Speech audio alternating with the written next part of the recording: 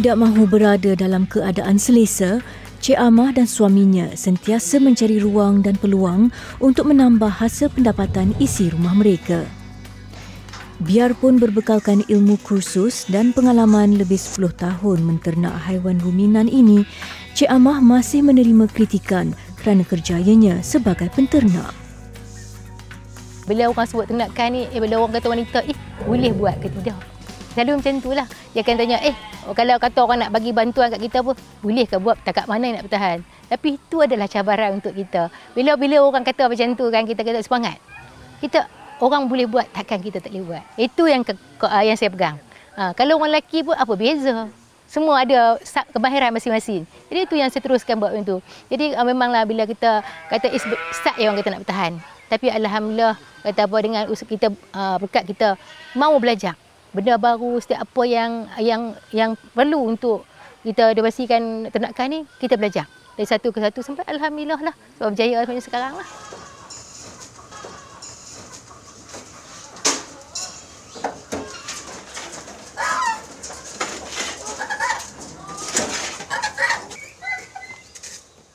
Mahu menutup mulut mereka yang tidak percaya dengan kemampuan dirinya, Cik Amah komited untuk menggapai kejayaan lebih jauh.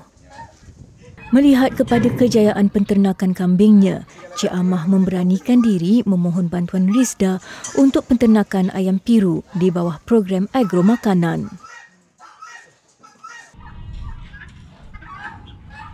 Permintaan daging dan baka ayam piru yang tinggi dilihat mampu membuka peluang kepada Cik Amah untuk lebih berdaya maju.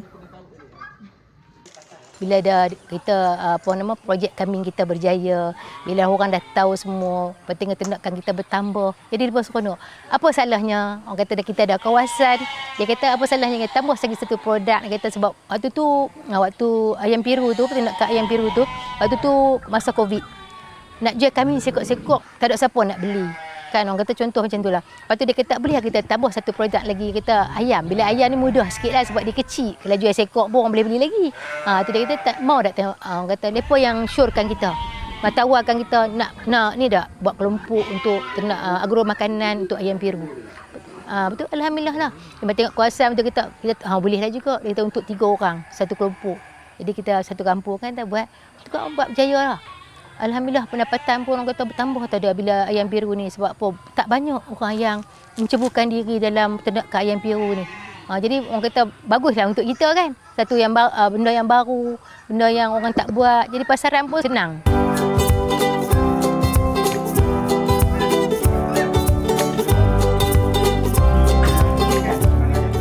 Komuniti penduduk kampung Sawah Besar, Pendang Kedah sentiasa menyambut baik program yang dianjurkan oleh pihak Risda. Program Pergerakan Wanita Pekebun Kecil (PWPK) memberi fokus kepada pembangunan institusi pekebun kecil melalui aktiviti sosial serta ekonomi yang sepenuhnya diterajui oleh kelompok wanita, terutamanya bagi isteri dan anak-anak pekebun kecil. Aktiviti yang diorang buat adalah secara moden insan ataupun kemasyarakatan lah. So salah satunya apabila mereka beramai-ramai berkumpul dan diorang juga bersama-sama ke kebun dan sebagainya, ataupun ada aktiviti kemasyarakatan sama ada di surau, di dewan, di galeri ataupun di rumah-rumah yang adanya kenduri dan sebagainya, mereka berkumpul bersama-sama dari segi moden insan lah, mengeratkan hubungan silaturahim. Secara tak langsung juga kita ada buat program bersama Risda dan kita memanggil dan menjemput seluruh kampung di kawasan Kampung Sawah ini dan turut hadir untuk mengeratkan hubungan antara pihak pekebun kecil di kawasan Kampung Sawah dan juga pihak Risda.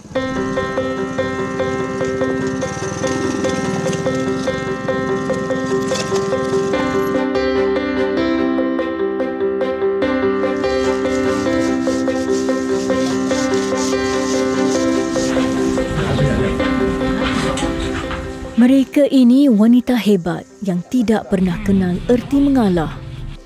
Berusaha dalam penambahbaikan diri dengan sokongan program di bawah agensi ini dalam usaha menaik taraf kehidupan mereka dengan ekosistem penghasilan produk tempatan yang lebih dinamik dalam menjana ekonomi sara diri.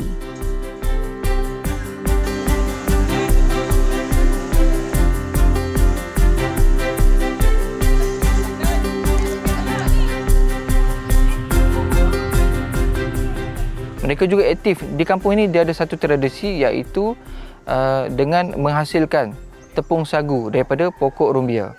So kita dah lihat pemprosesan menghasilkan tepung sagu daripada pokok rumbia dan hasilnya dapat menghasilkan cendol, iaitu cendol daripada sagu pokok rumbia. So dan ianya juga boleh dijual dengan harga RM20 sekilo di kawasan kampung ini, dan juga bila ada tempahan daripada luar, mereka juga menghasilkan untuk memenuhi permintaan daripada luar tersebut. Tidak mahu ditakut lama, skop perkhidmatan Rizda kepada pekebun kecil tidak hanya dilihat bergantung secara berterusan kepada hasil getah. Pelbagai program-program lain turut dilaksanakan melibatkan sektor keusahawanan serta pembangunan masyarakat desa. Program pembangunan institusi dan modal insan diwujudkan bagi pembangunan menyeluruh bukan sahaja kepada pekebun kecil tetapi juga kepada ahli isi rumah pekebun kecil digalakkan untuk terlibat dengan pelbagai aktiviti ekonomi. Selain daripada hasil getah di kebun getah, di kawasan kampung ini juga mereka aktif untuk tanam buah salak ataupun pokok salak sebagai selingan ataupun integrasi bersama pokok getah. So dengan integrasi pokok buah salak dan juga pokok getah, secara tak langsung mengoptimumkan penggunaan kawasan kebun itu dan menghasilkan harga yang lebih baik yang mereka dapatlah, dan seterusnya menambahkan pendapatan ekonomi isi rumah di kampung ini.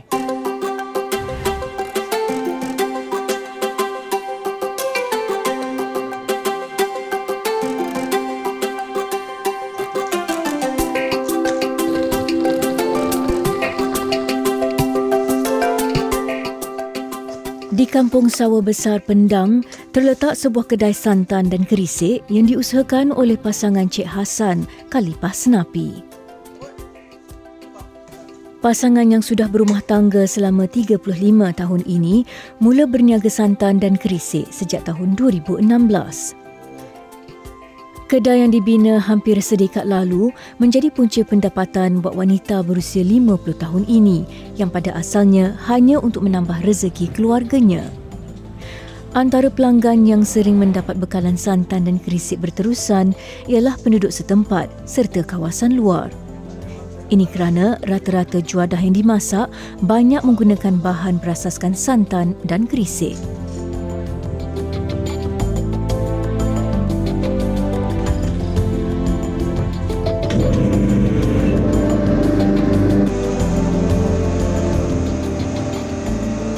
Kadang-kadang tu pelanggan mai dia tahu kat apa santan kat apa elok pada kedai lain. Sebab apa? Saya kata santan ni siapa yang nak masa tu jugalah buat.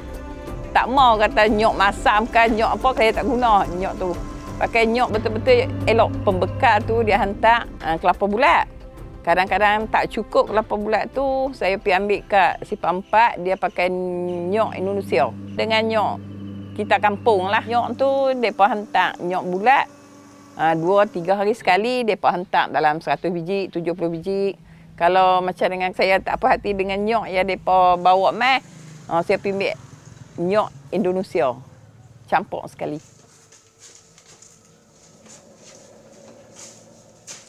Bermula dengan hanya modal kecil, penjualan santan dan kerisik Kalipah sebelum ini hanya cukup untuk bantu menampung pendapatan suaminya.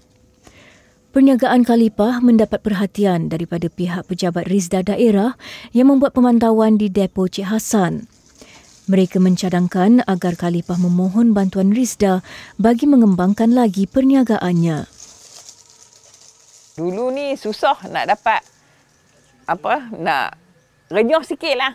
Sekarang ni dengan bantuan Rizda dapat mudah. Lepas tu dapat keluaran santan tu kerisik. Buat keluar banyak. Orang tempah, saya hantar kedai-kedai. Dulu tak boleh hantar macam tu, ikut orang mai di rumah. Aku nak santan, ambil buat balik. Sikit-sikit je. Lah ni, Rizda bagi bantuan, saya boleh buat keluar kata kedai. Orang pun boleh tahu dah. Kata, oh, di situ ada santan, di situ ada kerisik. Senang, mereka telefon je, mereka ambil. Sebagai tulang belakang suaminya, Khalipah tetap gigih memenuhi permintaan daripada pelanggan yang tidak pernah putus. Dengan modal daripada pembiayaan di bawah program aktiviti ekonomi tambahan RISDA bagi pembelian mesin-mesin, ia mempercepatkan lagi proses penghasilan santan dan kerisik 3 kali ganda dari sebelum ini. Dengan beban yang semakin kurang hasil bantuan mesin, Khalipah boleh menumpukan lagi kepada penjagaan kualiti santan dan kerisik yang dihasilkannya supaya sentiasa dalam keadaan segar dan elok. Mula-mula kita nak buat risik, kita kena jemuk dulu. Jemuk bagi dia kering ayak. Bagi dia kering elok tu, bermaknanya masa kita nak goreng tu masa singkat. Kalau oven ni, kita nak kena masuk dalam oven, nak kena kacau, dia merugi masa kita. Satu karan, satu gas. Kalau pakai macam dengan jemuk ikut matahari ni, dia proses dia tu menjimatkan kita lah. Kita boleh buat kerja lain. Kita boleh misi santan, kita boleh parut yang lain untuk buat risik pula. Kalau macam ni kita kena sat lagi, kita kena kacau-kacau dia dalam oven kan. Kalau di luar kita jemuk ni tak kena dah. Kita tak buang lah masa nak kena kacau-kacau dalam oven ni, dia makan masa. Kalau di luar ikut matahari ni, risik tu elok. Dia tak masak mengejut orang kata. Tu sebab tu risik tu manis.